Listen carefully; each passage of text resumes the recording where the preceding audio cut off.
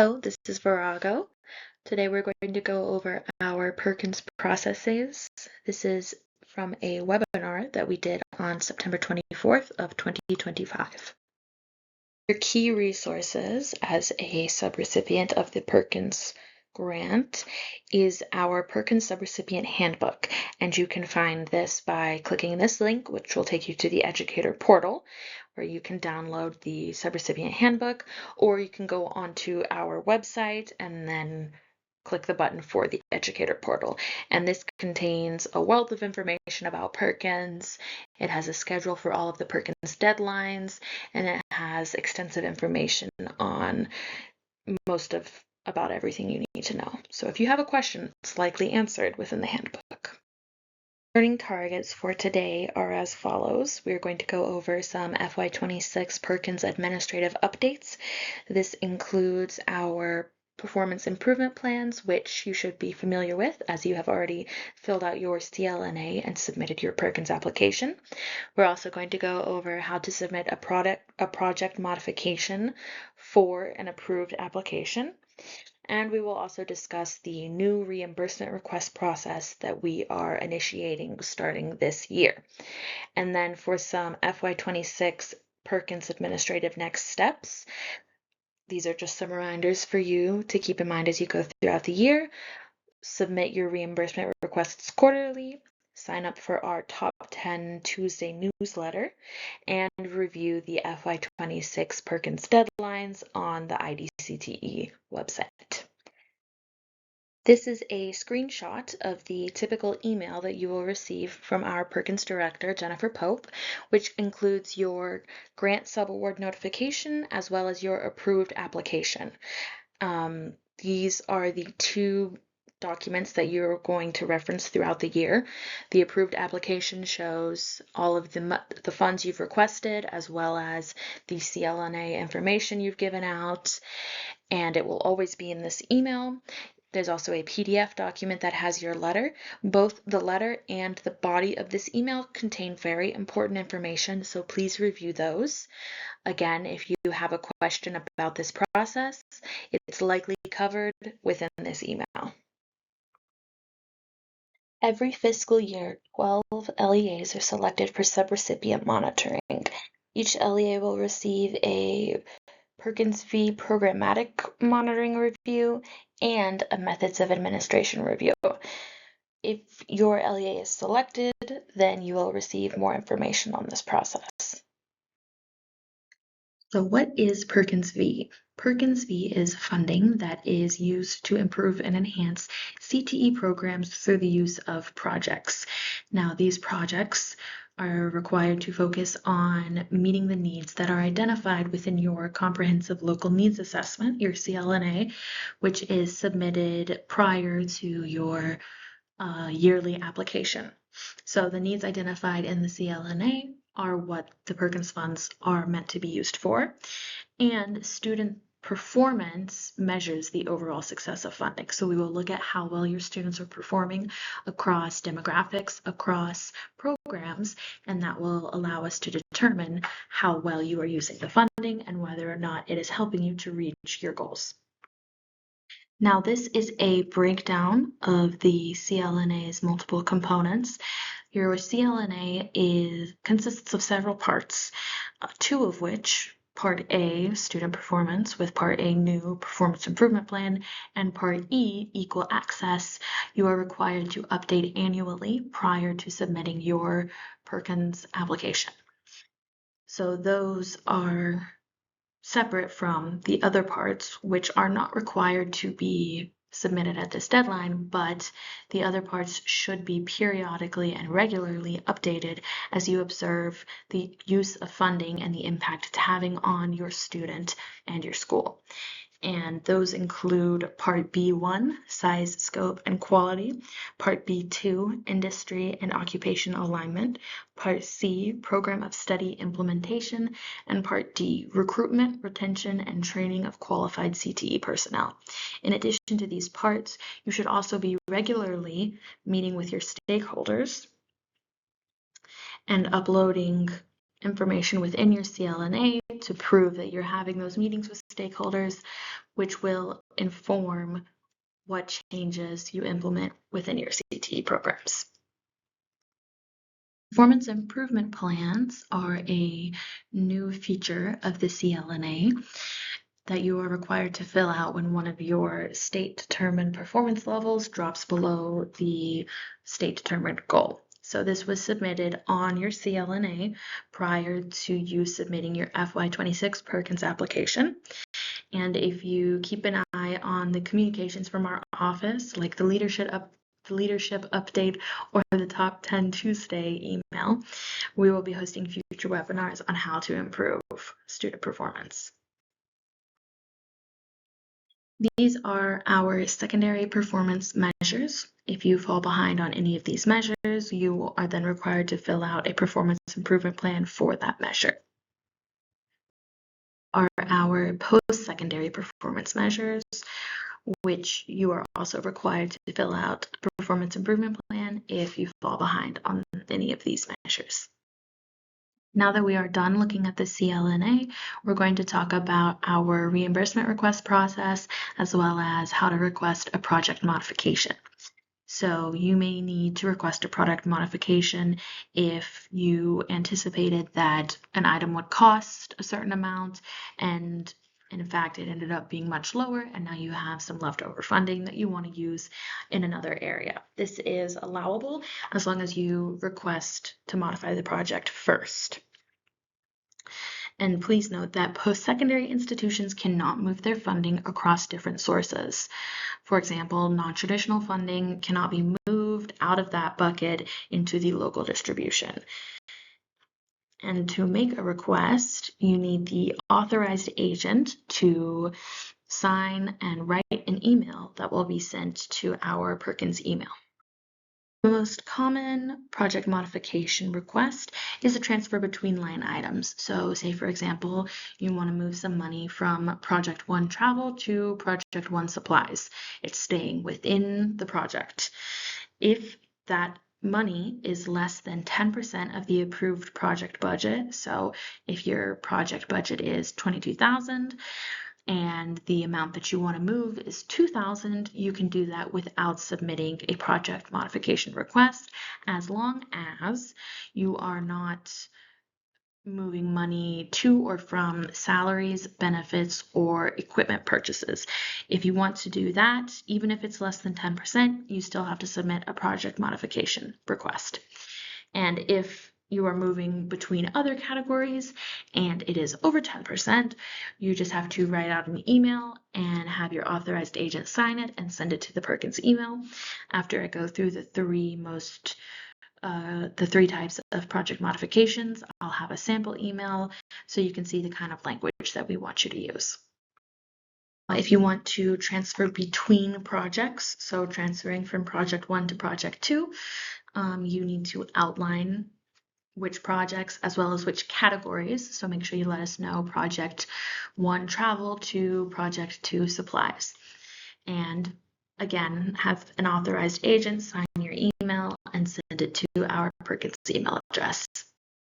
If you need to transfer funds from an existing project to a new project, you can also do so by sending us an email with an authorized signature and explaining the reason for the new project, as well as outlining the specific request for the funds. Now, transfers for new equipment requests are a little bit more complicated. So equipment is defined as tangible personal property that has a useful life of more than 1 year and an acquisition cost of $10,000 or more per unit. So if it's less than that, it should be listed under supplies. Anything $10,000 or more has to be under equipment. It cannot go under supplies. Now, if you want to transfer funds to purchase an item of equipment that was not requested on your original application, you have to make your project modification before you purchase this equipment. You cannot do it after you purchase the equipment. And as you can see right here, we have our equipment policy, which clearly outlines that you cannot purchase equipment without prior approval, and you have to inform our office of the specific number and type of items that you will be purchasing. So to make this project modification, send us an email requesting the transfer of funds and provide a detailed description of the equipment. So that could be the make and the model or something along those lines. It'll vary depending on the type of equipment that you are purchasing. This is a sample request. As you can see, it's addressed to our Perkins program director. It states that you'd like to make a project modification within this year, and it outlines clearly that you would like to transfer funds between lines as follows. You've got the project number as well as the category within the project, the amount of funds, as well as the change that you will see within the project's budget. And as you can see for the first one, this is an equipment request. So I have typed out the equipment to be purchased is sample equipment, make and model, and it's going to be used for this activity. I've also given an example of moving funds from one project to another.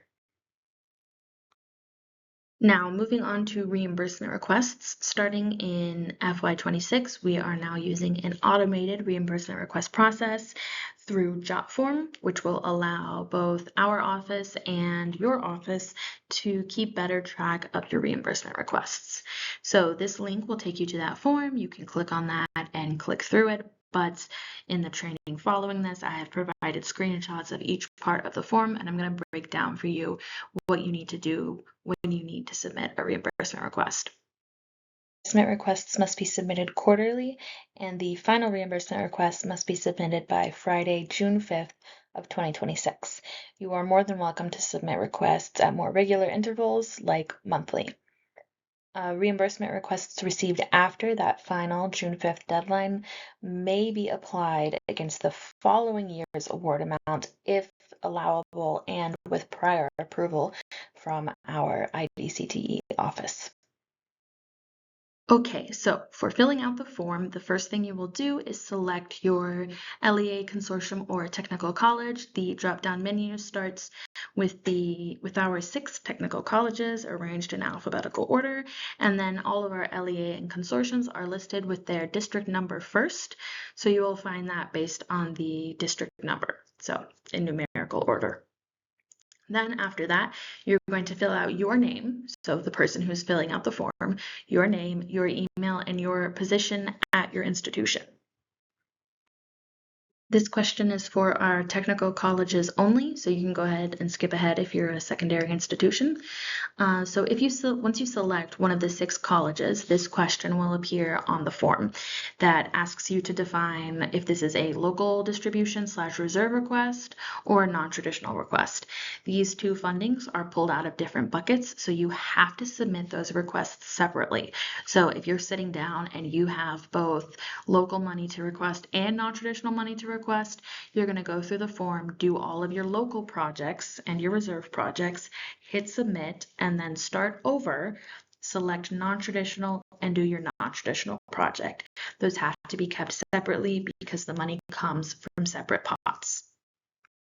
And we're back to the slides that apply to post-secondary and secondary. So for this one, we're looking at the period of request.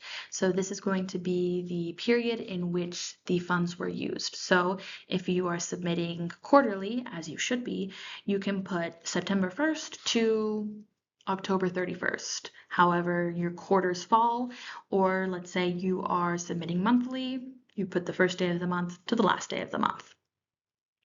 For the next question, this asks if this is your final reimbursement request for FY26. If it is, and you select yes, then we will close out your account. Even if you have funds remaining, once you indicate that it's your final request, we will close out your account and you will not be allowed to make any more requests. So don't do that until you are certain that you are done with all your requests, but you have to do that before June 5th. So don't be too cautious with it, because then we'll have to chase you down and find out if you've submitted your final request or not. The next question asks which projects you will be submitting. As you can see, you've got projects 1 through 10 and then the administrative project. Once you select a project, it will be triggered to appear on the jot form sheet. So do not select a project unless you are submitting a request for that project. So for example, if you have projects 1, 2, 3, and 4, but you're only submitting requests for projects 3 and 4, then you only need to select 3 and 4. Do not select 1 and 2, as then you will be pulling the money out of the wrong projects. Once you select a project, you will see the following fields appear. The first one is the title, so enter the project's title, and then in the question below that, you're going to write the requested amount, so the amount that you are currently requesting, and alongside of that, you're going to enter the year to date. So what have you already requested? And that is there so that you can keep track of how much money you've already spent so that you don't make a request that puts you over your budget. And then this field at the top where it says project 1 requested total, that auto calculates based off of what you enter into the project 1 request breakdown. So you will not be able to edit that. And if the number up here in the project 1 requested total is not matching what you anticipated it would be, that means you have entered something incorrectly on this sheet. So double check those numbers and then try again. Similar to the project 1 total auto-calculating field, at the bottom of your sheet, you will also see this request total of all projects, which once again auto-calculates based off of each project's total. This is not editable, so if you notice that it's off of what you anticipated, check the numbers that you entered. And then we have these 2 optional fields. So the first one is file upload. So if you are submitting a request for equipment, which is an item that is $10,000 or more per unit, you must upload purchase information. This could be a PO or a receipt, something along those lines. You can also upload any other documents that you think are related to your request. And if you have any comments for our office, you can put them right here in the optional comments field. The final field on the form is a signature field. This signature can only be signed by an authorized person, and please read the paragraph beneath the signature before you sign it, as these are federal funds that you are requesting, so this sheet is a government document, and this is something that you have to certify before you can submit it. And this date of submission at the bottom is automatically generated based on the day that you are filling out the form, and it is also uneditable. So now that you have completely submitted your reimbursement request, you're going to get this email from the Idaho Division of Career and Technical Education, and it's going to say that your reimbursement request has been received. Now, pay attention to this number, RR, and it's a double-digit number until we hit triple digits, and then it'll keep increasing with the reimbursement requests that we get. For now, it's a double-digit number. This is your submission ID. So if you ever have to contact our office about an issue, maybe you haven't received your payment yet, maybe you realized you made a mistake on your request, have this number on hand. This is how we will be tracking the reimbursement request throughout our approval office, and this number will be seen on the LUMA entry by our fiscal team. So this will help us all be clear about which request we're talking about. So please make note of that number. Give you some context for what happens after you submit the request. So naturally, as a government entity, we have a very well-established approval process. So when you submit it, I will receive it first, me, Virago, the Perkins coordinator. I will review your request, and if there are any issues with it, I will deny it. It'll route back to you. You'll see why I denied it, and you'll be able to edit it. We'll go over what happens with a denied request in the next slide. If I approve it, it'll go to Jennifer Pope, our Perkins director, and then she will review it. If she approves it, it'll go to our fiscal team. They're the last stops on the approval train. Once they approve it, it's approved, and we will all receive an email stating that that it's been approved and that it'll be entered into Luma shortly. So this is what a denied request will look like. So if I notice there's an error, it doesn't line up with your budget, you didn't submit documentation, even though you submitted an equipment request, I'll deny your request, you'll get an email, and in that email, you'll see my comment explaining why it was denied. So in this example, the sample school district requested $1,600 under travel for project 1. I look at that request, I look at their approved application, and I see, oh, you don't have any money under project 1 travel, but you do have money, you do have $1,600 under supplies for project 1. So I'm assuming that you want it, that you meant to put it under supplies, or that you would like to do a project modification. So I'll deny the request and I'll tell you, please resubmit your request, move it under supplies, or submit a project modification as described in the Perkins handbook. Now, if I deny your request, you will be given a link to edit it. Otherwise, after you submit your request, you can't edit it. It's all done. The only way to edit it is if I deny the request. So once you edit it, it'll come back to me and I will approve or deny it. And at that point, it will then go on to Jennifer once it's approved. After I've approved it, after our Perkins director has approved it, and after our fiscal team has approved it, we will all receive an email informing us that this reimbursement request has been approved and that it will be entered into Luma shortly. In this email, it'll contain all of the information that you put on the reimbursement request. It also gives you a link to a PDF that contains all of the information. So please save one of these, either the email or the PDF, for your records. This is what the approval PDF will look like. As you can see, we've got all of the fields that were filled out on the reimbursement request. And then at the end of the PDF, you will see the approval history. So here you can see it started with me, and you can see that I denied it. You can see my reasoning. Then it was sent back in, and I noted that the previous issue has been resolved. It went to Jennifer. She approved it. It went to our fiscal team. They approved it. And then we all got the email saying it was approved. Okay, so that's all for the reimbursement request process. Now we're going to switch gears a little bit and look at our new comprehensive CTE calendar. So our office has made a CTE calendar that contains events for both post-secondary and secondary, as well as a variety of different programs. So you'll even see the fire service training events on this calendar. And you'll be able to go in there and filter it based on what's relevant to you, which I will show you how to do right now. First, you're going to go to our homepage, which is cte.idaho.gov, or you can click this link right here. And then you're going to select the calendar icon in the top right-hand corner, which I've got this lovely pinkish reddish arrow pointing to.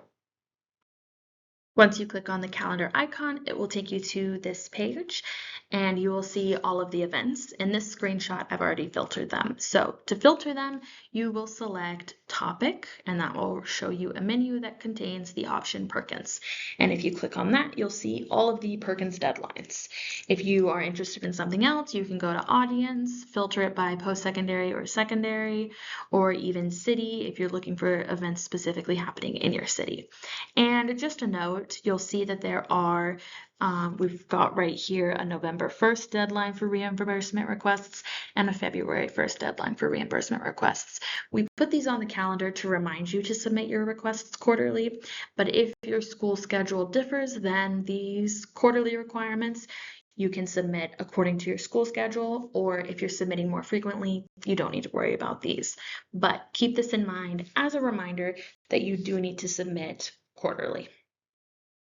Lastly, to stay informed about any future webinars that we're going to have, because we will be having more, you can sign up for our Top 10 Tuesday newsletter. You can either click this link right here, or you can scan this QR code, and you'll get an email every week about all of the things that are constantly happening in the world of CTE, as well as all of our technical assistance webinars. is all we have for our webinar today. So if you have any questions about this, give us an email at perkins@cte.idaho.gov or give us a phone call. I'm happy to help. If you have any questions about this training, just let me know.